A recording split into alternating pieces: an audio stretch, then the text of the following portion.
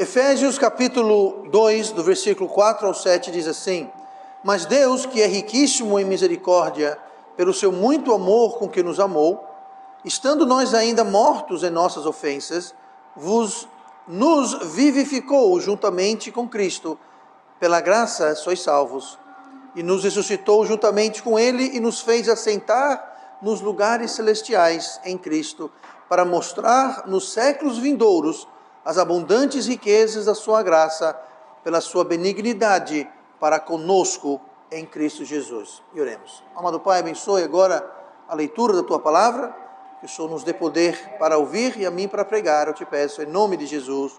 Amém. E vamos então sentar esta manhã. E hoje eu quero falar sobre a graça de Deus, algo muito importante, algo crucial para cada um de nós. A graça de Deus. Nós sabemos que todos nós somos pecadores. Romanos 3:23 fala isso. Todos nós somos pecadores. Uns mais, uns menos, mas todo mundo é pecador e todo mundo está então separado, culpado, condenado perante Deus. O motivo pelo qual Deus salva, a gente leu no versículo 4, pelo seu muito amor com que nos amou. Deus é amor. E pelo seu muito amor que nos amou, nós somos salvos. Só isso. Ninguém merece a salvação. Ninguém vai merecer a salvação. O amor de Deus, ele é insondável. O amor de Deus, ele ultrapassa qualquer pensamento, qualquer motivo, qualquer raciocínio. Em Romanos 8:38 tem uma explicação, uma demonstração desse amor. O versículo 38 de Romanos 8 fala assim: Porque estou certo de que nem a morte, nem a vida, nem os anjos, nem os principados, nem as potestades, nem o presente, nem o porvir, nem a altura, nem a profundidade, nem alguma outra criatura nos poderá separar do amor de Deus que está em Cristo Jesus, nosso Senhor. Há pessoas que acreditam que a salvação você tem que merecer e, portanto, você pode perdê-la. Aqui está dizendo que nada nos separará do amor de Deus. Nada. Ah, pastor, mas e se amanhã? Aqui está dizendo, nem o presente, nem o porvir. Nada que você faça hoje ou amanhã. Nada nos separa do amor de Deus. Nada que você possa fazer vai fazer você merecer o amor de Deus, e nada que você possa vir a fazer vai fazer você desmerecer o amor de Deus. Porque Deus é amor e Deus nos ama.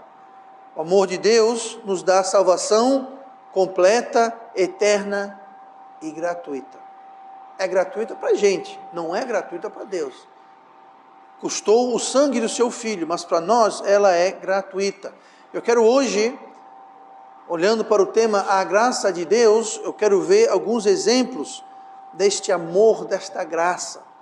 Lá em Mateus 16, no versículo 15, nós temos o exemplo de Pedro, o apóstolo Pedro. Diz assim, Mateus 16, versículo 15, Disse-lhes ele, e vós, quem dizeis que eu sou? Jesus tinha os seus discípulos mais chegados perto dele, e ele perguntou, quem vocês dizem que eu sou? Quem vocês acham que eu sou? E Simão Pedro respondendo disse, Tu és o Cristo, o Filho do Deus vivo.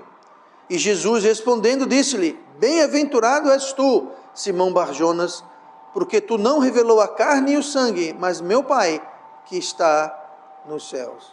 Isso aqui talvez é um dos pontos altos da vida de Pedro. Jesus havia perguntado, o que dizem por aí quem eu sou? Uns disseram, você é João Batista, você é Elias, você é um profeta, você... Aí ele perguntou, e vocês? Esquece os outros, vocês. E nenhum dos apóstolos abriu o bico.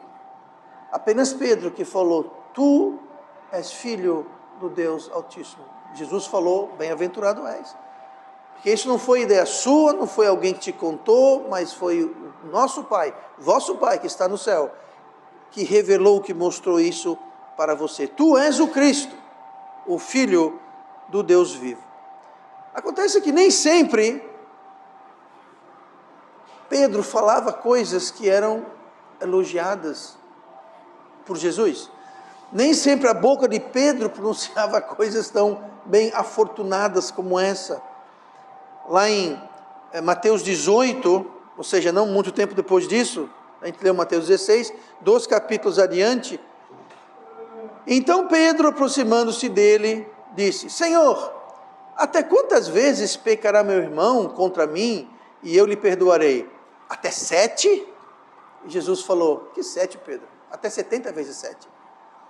E Pedro, quando falou 7, ele achava que estava abafando, ele achou que... Eu falei há algum tempo atrás que Jesus era o Cristo, e Jesus falou: muito bem, Pedro, muito bem, então agora eu vou falar outra pérola. Ele perguntou para Jesus quantas vezes, e ele mesmo respondeu, achando que ele estaria abafando. Então ele perguntou: quantas vezes eu devo perdoar? Eu já sei, 7 vezes. Achando que 7 já era mais do que suficiente. Só que dessa vez Jesus falou: não é 7, é 70 vezes 7. Aí não é para a gente ficar contando 1, 2, 3, a questão não é isso. Na Bíblia, o número 7 é o número de perfeição completo. A semana tem 7 dias. Tá? Então, 7 é o número de Deus, é o número de perfeição, é o número completo. Então, quando Pedro falou 7, ele achou 7 é top. Aí Jesus falou: não é 7, é 70 vezes 7. Dizendo, efetivamente, você perdoe quantas vezes for necessário. Se for 7, 7. Se for 8, se for 100, se for 200, não interessa. Quantas vezes seja necessário.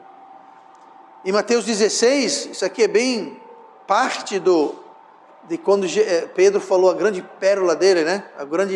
Tu és o Cristo. Em Mateus 16, 22. Mateus 15 a 17, Jesus elogiou ele. Aí, alguns versículos depois, no 22, fala assim: e Pedro, tomando-o à parte, falou: Jesus, vem cá. Você sabe, né, Jesus? Eu sou bem-aventurado, você acabou de falar. Né? Você sabe, né, Jesus?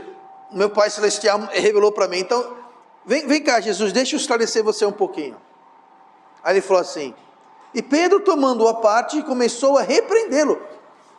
Pedro estava repreendendo Cristo. Repara, orgulho é um problema, né? E repreendendo, disse-lhe, dizendo: Senhor, tem compaixão de ti, de modo nenhum te acontecerá isso. Acontecerá o quê? Se você ler o capítulo anterior, Jesus falou: eu vou para Jerusalém, eu vou ser preso e vou ser morto.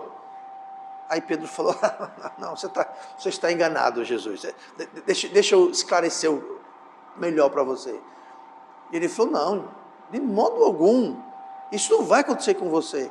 Aí no versículo seguinte, Jesus falou: ele, porém, voltando-se, disse a Pedro: para trás de mim, Satanás. Acho que Pedro levou um choque, foi um balde de água gelada. Mas peraí, Jesus, você acabou de falar que eu era bem-aventurado? Você acabou de falar que foi o Pai eterno que mostrou, agora sou Satanás?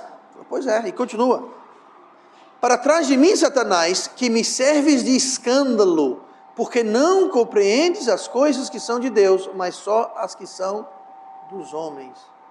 Aqui é um caso, outro caso, onde Pedro colocou o pé na boca, né? Falou besteira, falou asneira. Acabou de ser elogiado e falou uma asneira que Jesus chamou ele de Satanás, reto Satanás. Ali foi Deus que colocou aquelas palavras na sua boca, que eu era o Cristo, o Filho de Deus. Agora, essa história que não é para eu ir para Jerusalém, que não é para eu morrer, que não é para eu ir para a cruz, isso quem colocou na tua boca foi Satanás. Então veja que Pedro tinha uma boca grande. Pedro, em Mateus 26, 33, mas Pedro respondendo disse: ainda que todos se escandalizem em ti, eu nunca me escandalizarei. Pouco tempo depois ele fez o quê? Negou Cristo 3 vezes. Interessante. Pedro falava muito, e nem sempre eram coisas plausíveis e boas. Se dependesse das coisas que Pedro falava, se dependesse do que Pedro falou, ele estaria perdido. Mas ainda bem que pelo amor e pela graça de Deus, salvação não é pelo que eu falo, não é pelo que eu faço, não é pelo que eu sou, mas é pela graça e pelo amor de Deus. Pelo muito amor que Deus nos amou. Verdade é que Jesus enxergava Pedro como uma pedra, e o nome Pedro quer dizer pedra, nós sabemos disso, mas uma pedra que precisava ser esculpida, lapidada, tratada. E Pedro veio a ser um grande instrumento na mão de Deus. Ele era impetuoso, impaciente, cabeça quente, mas o amor de Deus enxergou através dos defeitos, enxergou em Pedro o que Pedro poderia vir a ser, e de fato o que ele veio a ser. Pedro nem sempre foi apóstolo, antes ele era um pescador. E mesmo no início da história de Pedro com Cristo, Jesus enxergou nele o potencial e chamou Pedro para ser um pescador de homens e um pastor de ovelhas. Mateus 4,19, e disse-lhes, isso é Jesus falando para Pedro, e disse-lhes, vinde após mim e eu vos farei pescadores de homens. Lá eles acabavam de ter se encontrado. Em João 21, disse-lhe Jesus para Pedro, apacenta minhas ovelhas. Ele foi de um pescador de peixes para um pescador de homens, de um pescador de peixes para um pastor de homens. Por quê? Porque Deus enxergou com seu grande amor e sua grande graça. Jesus sabia as asneiras que Pedro ia fazer, Jesus sabia as coisas que Pedro fazia, mas Pedro não precisou merecer o amor de Deus, porque todos nós já somos alvo e objeto do amor de Deus. Jesus viu o potencial de Pedro, e Pedro foi usado por Deus. Muitas vezes nós nos sentimos incapazes, inúteis, indignos de sermos usados por Deus. Lembre-se que todo homem, mulher, personagem na Bíblia e na história da humanidade nunca foi digno e apto para servir a Deus. Deus nunca olhou do céu e falou, aquele ali sim, aquele sim. Ele sempre olhou e viu um monte de Pedros, falhos, imperfeitos. No caso de Pedro, bocudo, cabeça quente, esquentadinho. Mas o amor de Deus tem o poder de nos transformar, nos lapidar, se nós deixarmos, se nós permitirmos. Lá em Lucas 23, além de Pedro, nós temos o exemplo do ladrão na cruz. Lucas 23, 42, e disse a Jesus, seu ladrão pendurado ao lado de Cristo, né? E disse a Jesus, Senhor, lembra-te de mim quando entrares no teu reino. E disse-lhe Jesus, em verdade te digo, que hoje estarás comigo no paraíso. Jesus, lembra-te de mim no teu reino. Jesus falou, teu reino coisa nenhuma, hoje você vai estar comigo no paraíso. O reino, esse reino aqui, quando ele falou, o ladrão falou, lembra-te de mim quando entrares no teu reino. Sabe que Jesus ainda não entrou no reino? Até hoje, isso aconteceu mais de 2.000 anos atrás. Jesus até hoje não entrou no seu reino. O reino de Jesus vai começar no final dos 7 anos da tribulação, que vai começar 7 anos antes, no momento do arrebatamento, que não ocorreu ainda. Quando ocorrer, vocês vão saber. Um dos sinais é que eu por um não vou estar aqui, eu vou ser arrebatado. Você é salvo, você vai ser arrebatado também. Tá? Mas a verdade é que vai acontecer o arrebatamento, 7 anos de tribulação, aí Jesus vai vir para iniciar o seu reino. Então, o ladrão na cruz não sabia disso. Ele falou, lembra-te de mim no teu reino, achando que o reino, como os demais apóstolos, achavam que o reino ia ser ali agora. E ele falou, não, o meu reino ainda, o meu reino vai custar. Mas faz o seguinte, hoje, estarás comigo no paraíso. Hoje. Diga uma coisa, Jesus foi crucificado inocente.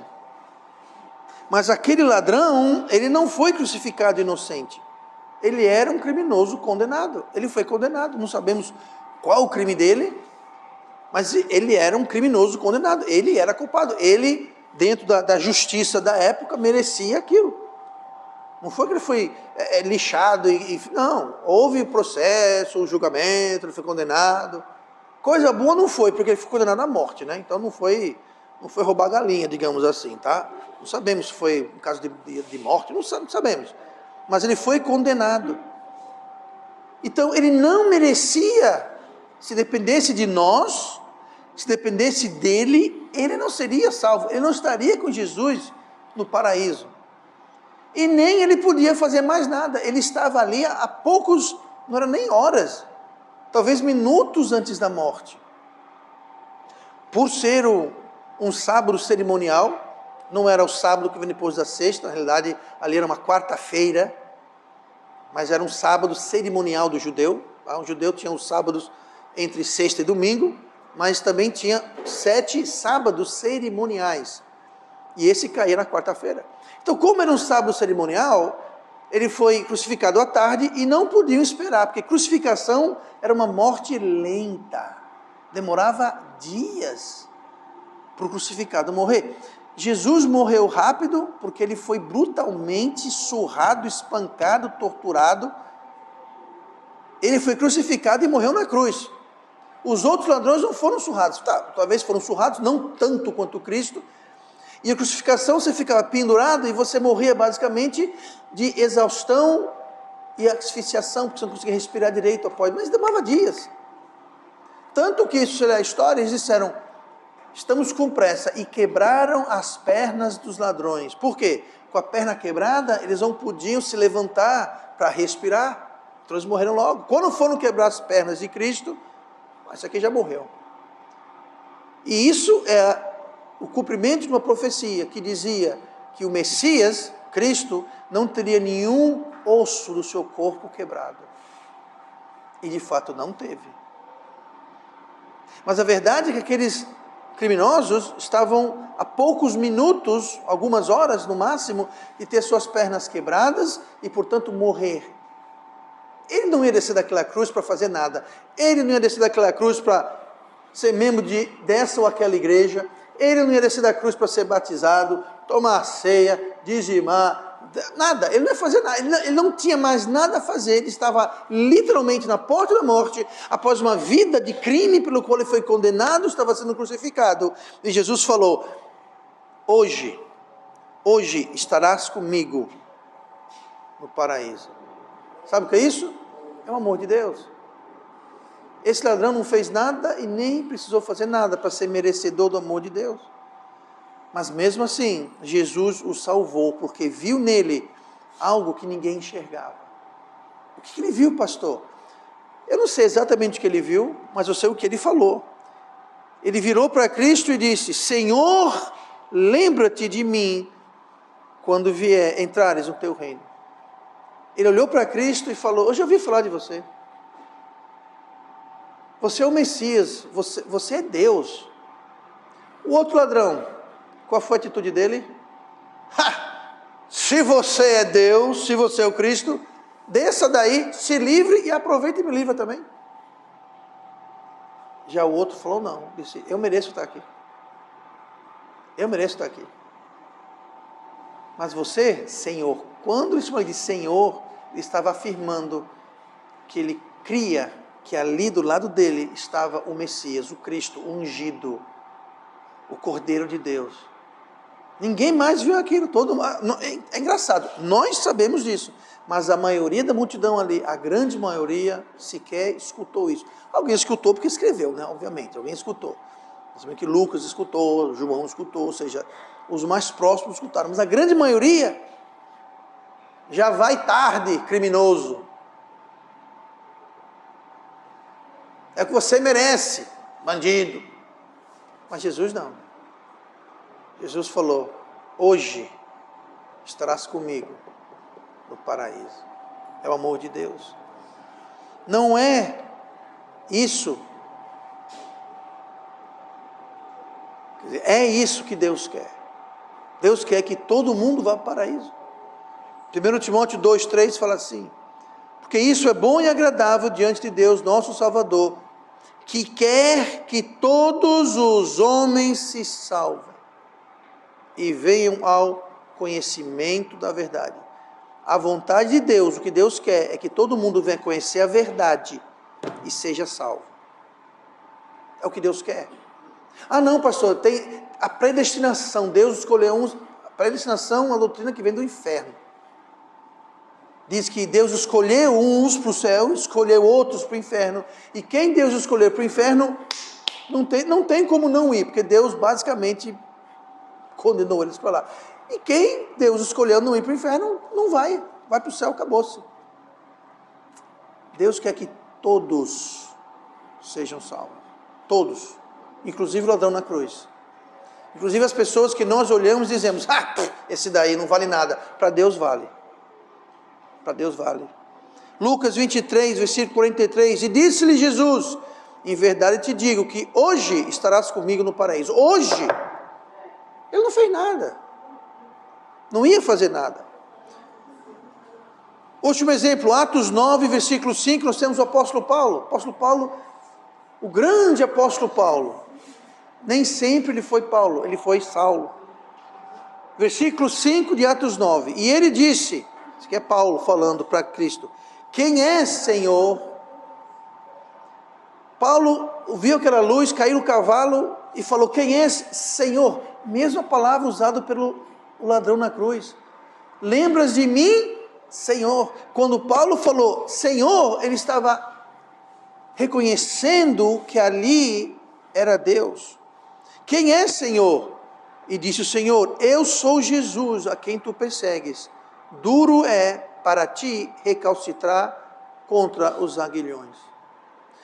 Antes de ser salvo, poderíamos comparar Paulo, que na época era Saulo, a um extremista.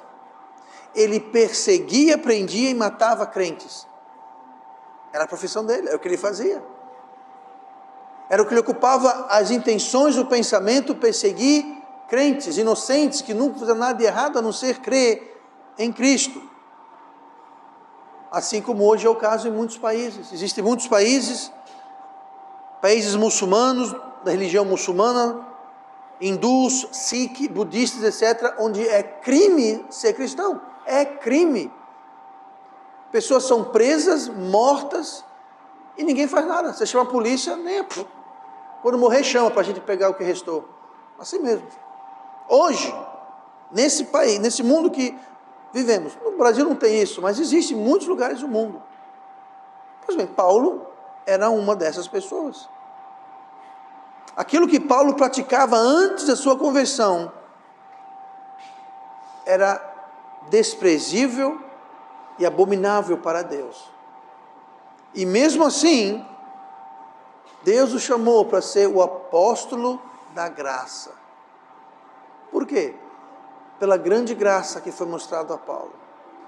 A pessoa, você além de salvar, você vai chamar alguém para ser o seu servo, sendo que aquela mesma pessoa perseguia e batalhava contra a sua igreja, o seu povo. Tamanha é a graça de Deus. De alguma forma, Cristo enxergava em Paulo o potencial que Paulo tinha.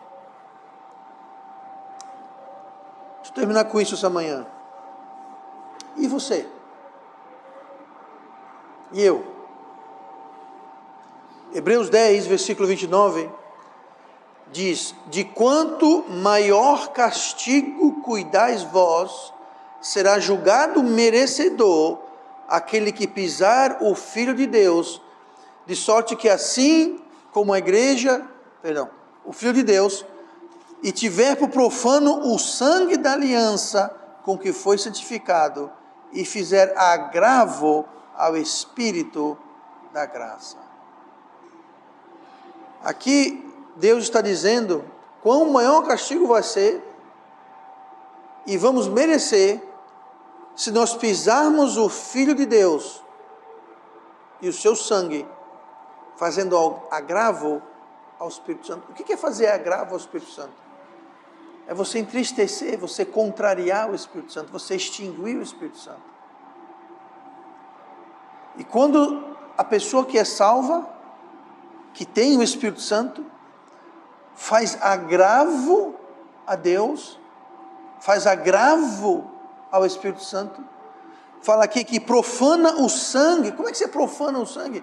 Gente, nós somos salvos pelo sangue. Quando nós atacamos, entristecemos, causamos agravo ao Espírito Santo, nós estamos pisando o sangue de Cristo. Estamos sendo uma ofensa a Cristo. E ele fala, nós seremos julgados de maior castigo. Isso não quer dizer que você vai perder a salvação. Porque, como eu disse, ninguém é salvo porque fez alguma coisa, ninguém vai deixar de ser salvo porque fez alguma coisa. Mas não perder a salvação não quer dizer que a gente vai ficar livre de consequências. Não. A quem muito é dado, muito será cobrado. E nós não devemos fazer agravo ao Espírito da graça. É pensar, bom, já que é graça, já que Jesus pagou meus pecados, já que eu não tenho como perder a salvação, eu vou fazer o que eu quero, do jeito que eu quero. Sabe o que é isso? É você agravar, abusar a graça de Deus. Deus não nos salvou para a gente fazer o que a gente bem entende. Semana passada nós lemos o versículo que nós somos salvos e libertos do pecado para sermos feitos servos de Deus. Então a graça não veio para libertar a gente para fazer coisa errada, mas veio nos libertar do pecado para fazer as coisas certas. E a gente escolher fazer coisas pecaminosas e dizer, está debaixo do sangue de Cristo, de fato está.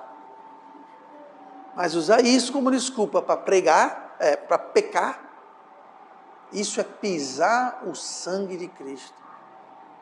Obrigado pelo seu sangue, Jesus, que agora posso pecar tranquilo. Quão maior julgamento serás merecedor. Se Jesus lhe salvou, Ele tem um plano para a sua vida. Se Jesus lhe salvou, Ele enxerga o potencial que cada um de nós tem. Ele tem um plano, um papel para a sua vida. Salvação não é apenas, bom, eu sou salvo, não vou para o inferno, pronto, acabou. Não, pronto, acabou não. Deus quer usar você. Em formas diferentes. No meu caso, Deus, que tem um senso de humor muito engraçado, escolheu me usar como pastor. Mas não quer dizer que Deus vai usar todo mundo como pastor, como, enfim. Existem várias coisas. Mas Deus tem um plano para todo mundo. Deus nunca salva alguém e fala, ok, você está salvo, agora fica quietinho no canto, tá? Fique quietinho, não faça nada. Fique quietinho aí esperando a morte chegar. Não. Ele nos libertou do pecado para sermos os seus servos. Quando Jesus não tiver mais nada para a gente fazer aqui na terra, Ele nos leva. E nenhum segundo antes. O crente não é como o peru na época de Natal, que morre na véspera. Não. Até nós cumprirmos o que Deus tem para a gente fazer, ou quando Deus percebe que nós não vamos fazer o que Ele tem para a gente fazer, Ele fala, sabe uma coisa? Vai-se embora. Vai então morrer atropelado de Covid, um raio, um meteoro, de alguma forma.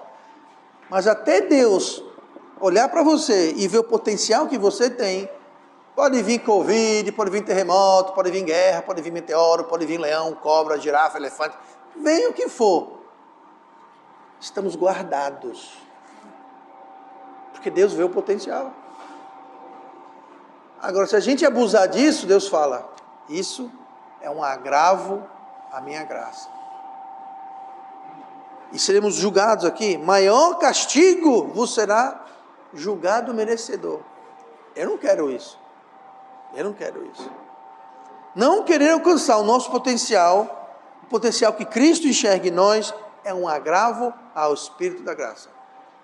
Pastor, eu não quero saber o potencial que Cristo vê em mim, eu quero fazer o que eu quero fazer. Isso é um agravo ao Espírito da graça. É você falar para quem te salvou, eu só queria salvação, viu? Agora, essas coisas aí de potencial, de servir, isso daí eu não tenho o mínimo interesse Deus fala, eu vou esperar um pouco, eu vou esperar, eu vou dar chance para você enxergar, você se perceber. O dia que Deus fala, não tem, esse daí não tem mais jeito. Pronto, é um dia que Deus vai dizer, está na hora, vem-se embora. Ou o dia que nós completarmos tudo que Deus, Ele vai dizer, você fez tudo que eu tinha para você fazer. Talvez a pessoa morreu com 20 anos de idade, mas com 20 anos de idade, o que a pessoa fez? Eu não sei, mas era o que Deus queria para aquela pessoa fazer.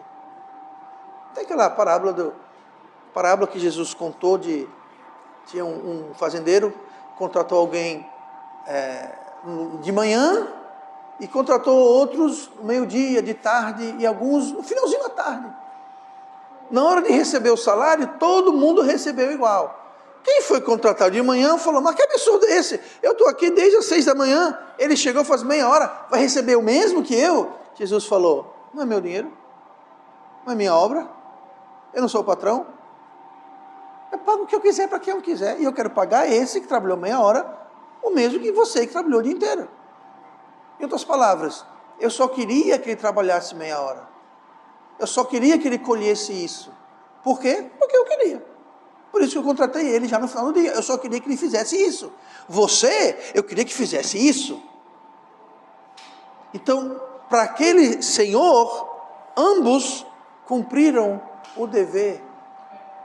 Pastor, mas eu nunca vou ser um pastor. Sim, e daí?